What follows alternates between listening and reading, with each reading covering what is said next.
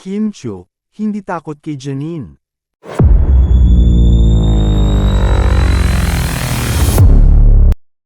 Kung ang pagbabasehan ay ang naging komento ni Kim Chiu sa isang segment ng It's Showtime, lumalabas na deadma lang ang nasabing Chinite Princess sa isyu sa kanila ni Janine Gutierrez.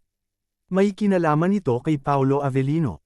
Kanya-kanyang post ang mga netizens sa kanilang ex-account ng Splice video ni Kim na sumagot sa kung anong pelikula ang inacting ng dalawang baget sa show matapos gawin ang eksena at pagbibitaw ng linya mula sa pelikula.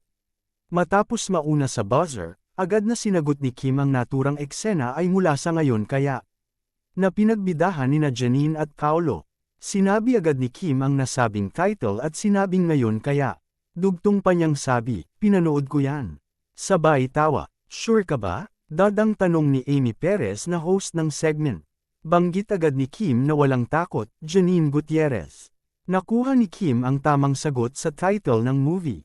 Say ng Fanny na si @IkLRRR, uy napanood daw niya. Sa dami mong ginagawa may time ka pa manood ng movie.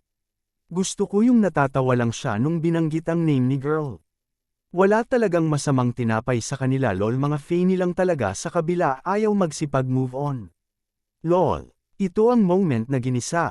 Inulan ng tukso si Kim kay Paolo lalo na sa co-host nitong si Jugs, na pinaulit-ulit pa kay Amy ang pangalan ni Paolo sa tanong.